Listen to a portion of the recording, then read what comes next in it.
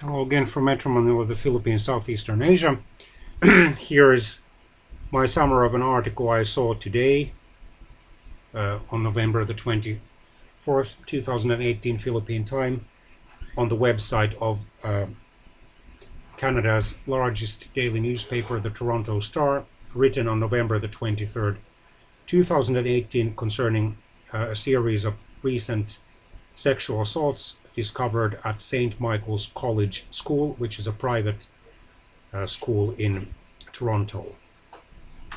As always, I declare at the outset of this news video that I do not intend to infringe on any copyrights with it. The headline reads as follows. Scandal at St. Michael's College School prompts calls for greater oversight of private schools.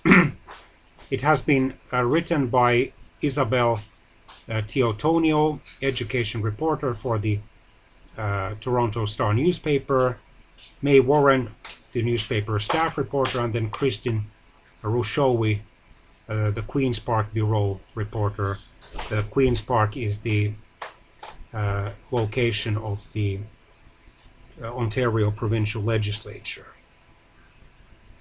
The scandal at St. Michael's College School, where police are investigating allegations of assault and sexual assault, is prompting calls for greater oversight of privately operated schools. Any school has to have transparency and good governance, says Charles Pascal, or Charles Pascal, a professor at the University of Toronto's Ontario Institute for Studies in Education. You can't play hide and seek in publicly funded schools, so it's imperative that this long-standing free pass for private schools is replaced with better governance, said Pascal, a former Ontario Deputy Minister of Education. His comments come on the heels of allegations of assault and sexual assault involving students at the all-boys grades 7 to 12, in other words, junior and senior high school, located at Bathurst Street and St. Clair Avenue West in Toronto. About 2 weeks ago, 2 videos of an alleged assault in a washroom and an alleged sexual assault in a locker room appeared on social media. The principal learned of the sexual assault video on a Monday evening, meaning November the 12th, 2018, but didn't immediately notify police because he was busy with the victim and in meetings involving the expulsion of students. On the Wednesday, on November the 14th, around 11 a.m., police appeared at the school after media began asking them about the sexual assault video. This week, 6 boys were charged with assault, gang sexual assault, and sexual assault with a weapon. Police are now investigating 6 incidents at the school, including 2 alleged sexual assaults, 3 alleged assaults, and 1 incident related to threatening. The school's principal and president resigned. I just wonder if the same thing would happen so promptly here in the Philippines, where the teacher's authority is overall less questioned, especially if they happen to be principals or chief operating officers or administrators or presidents or owners or program chairs, than in the Western countries such as Canada and Finland, where I have lived. In Ontario, there are about 1,300 private schools with 140,000 students that operate as businesses or non-profit organizations independent of the Ministry of Education, must follow the Education Act. The Education Ministry doesn't regulate, license, accredit, or oversee the operation of private schools.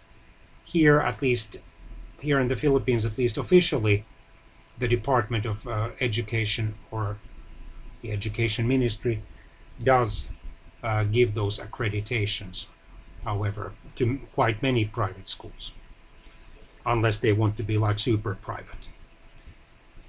And has a buyer beware type of warning on its website, urging the public to do its own research before registering for them. The ministry, however, outlines courses students must take to obtain an Ontario secondary school diploma, which is equivalent of high school graduation diploma. requires private schools to submit an annual notice of intention to operate and inspects high schools. Principals and teachers in private schools aren't required to be certified by the Ontario College of Teachers. Anyone who works with children must abide by the Child, Youth and Family Services Act, CYFSA, which clearly stipulates that they have an immediate duty to report suspected abuse or harm to a Children's Aid Society. Barbara Bierman, spelled Bierman, Executive Director of Ontario Federation of Independent Schools, which represents 149 private schools, says the law is very clear in the duty to report. She said they, meaning schools, have to have policies in place for abuse prevention and intervention, otherwise they don't get insurance. St. Michael's College School, which is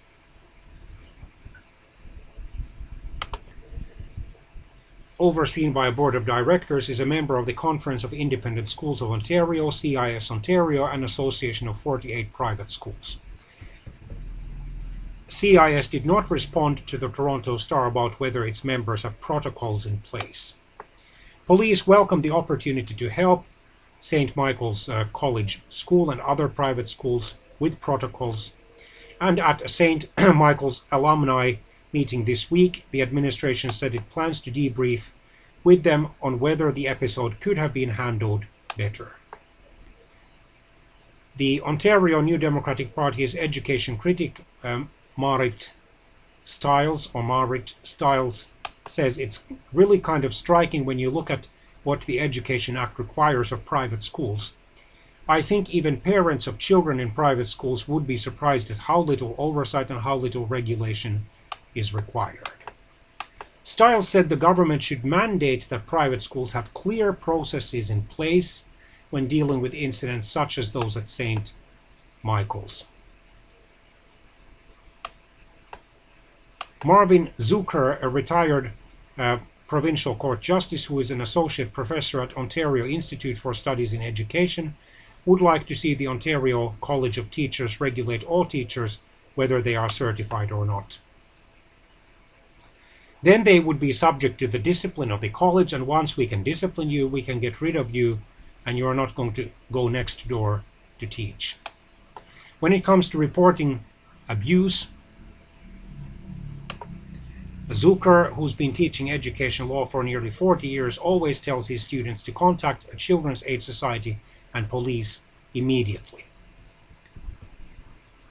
Member of the Ontario Provincial Parliament, Mitzi Hunter, who served as education minister in the previous Liberal government, said when it comes to private schools, the expectation would be the same as all public schools, that every student is safe and there's a trust there. With 95% of Ontario students attending public school, it's a small percentage who are in the private system, and it may be time to look at changes, she said. Certainly the Ministry of Education has a role in registering those schools, and there's an expectation that they are safe environments, but the layer of oversight is not the same. Kelly Gallagher McKay, an assistant professor of law society at Wilfrid Laurier University, said protocols with police are helpful but not a guarantee when it comes to reporting. It looks okay, yeah. Sorry. Protocols are a really important part of the network of protection for children. She said, when you don't have that protocol, maybe you'd make more of a decision that's sort of about the institution.